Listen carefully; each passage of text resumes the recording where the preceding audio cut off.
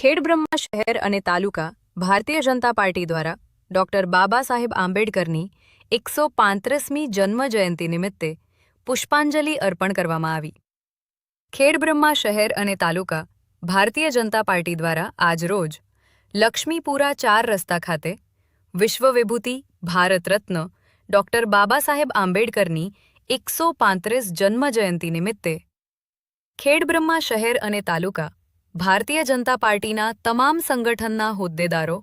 તેમજ પૂર્વ ધારાસભ્ય અશ્વિનભાઈ કોટવાલ તેમજ ખેડબ્રહ્મા નગરપાલિકાના પ્રમુખ શ્રી પ્રિયંકાબેન ખરાડી,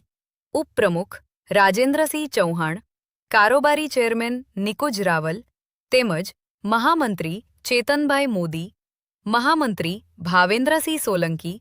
પલ્લભભાઈ રાવલ,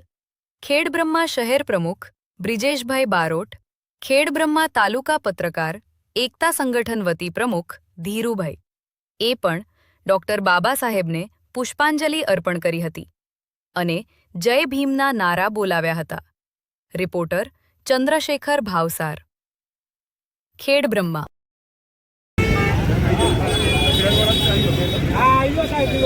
સાહેબ